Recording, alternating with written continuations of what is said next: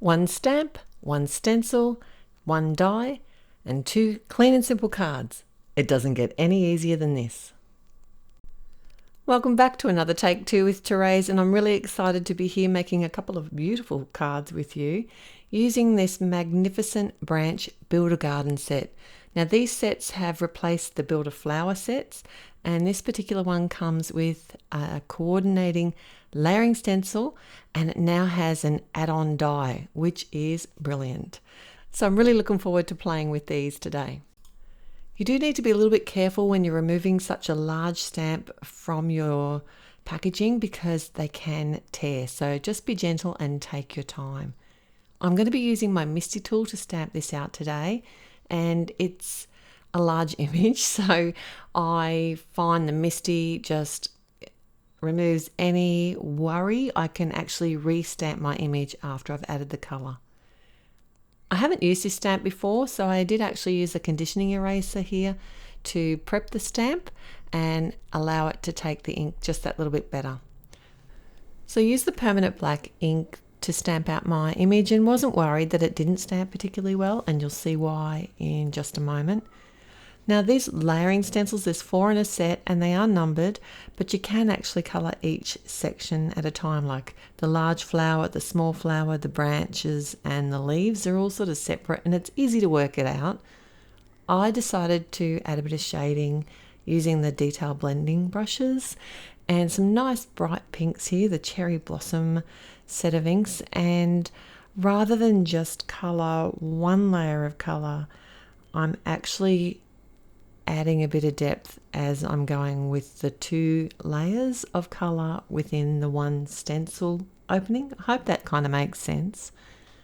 So this image is just stunning. It is huge, and that's why I thought it'd be fun to make 2 cards using it, because I do like a clean and simple design, and it just gives you a little bit more bang for your buck. So you're kind of getting 2 for the price of 1 here.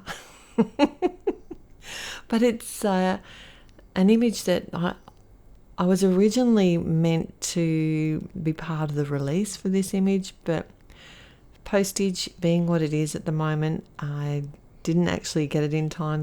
And then it was out of stock, and now it's back in stock. I'm so excited to be able to actually colour this image up, and it was so simple to do with the stencils, and now they've got the add-on die as well. It just makes me happy. Now, obviously, I will list everything that I've used here today to make this card, so all the different colours and everything. You can use any colours that you want, but if you want to know exactly the colours that I've used, just head through the link that's in the description below the video here. Now, this last layer of the flower, it wasn't exactly what I was planning on doing. I was initially just sort of blending it out lightly rather than having the exact sort of stencil layers, and I think it worked well. It wasn't exactly how I pictured it though at first. And for the leaves, instead of using the detail, because they're quite a large section and I didn't want to have to mask anything off, I've actually just used the mini blending tool for this, and I don't tend to pick this tool up as often as I do the large blending tool or the detail one, and I just have found it's taken me a little while to get used to blending a bit more evenly with these, but I found it worked really well on this sort of middle-sized image. The big blending tools are probably my favourite out of all the old and new blending tools, and those detail ones are very close behind that. So instead of using browns on the branch, I actually went for greys this time, and I think they turned out really pretty.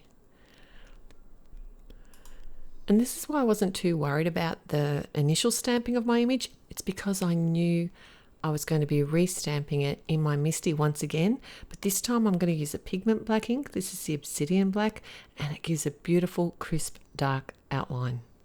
Love it. And then to die cut it out, I just held it in place with a lot of tape. I did not want this to shift when I went to put it through the die cutting machine. It pretty much fills up the whole plate for my Gemini Junior. Alright, so I've got two A2 card bases here that I've just sat beside each other. I'm just kind of working out where I need to divide my image. I'm thinking obviously one flower on each card, and the most obvious place to separate the two is where the branch comes out from the second leaf. So I have the smaller flower with the smaller leaves on one card design and the larger on the other. And as you can see here, just by twisting and turning, this is going to look beautiful almost anywhere on the card.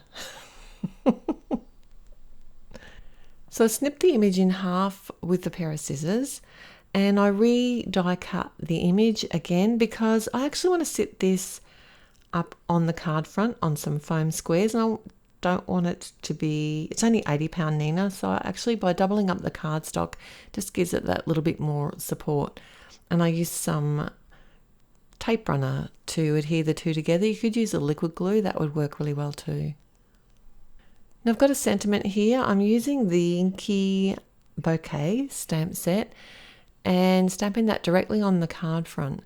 And I want to also stamp some of the ink splotches around as well. So I just temporarily hold my flower in place while I stamp those out. And then it's as simple as popping up the image on the front of my card and snipping away the edges that sort of hang over the side of the card. Now this is a A2 side fold card. Lately I've been making side fold cards rather than top fold cards. I don't know why. Now my second card, I decided to actually layer up the Mega Hello die cut. I did it 4 times total.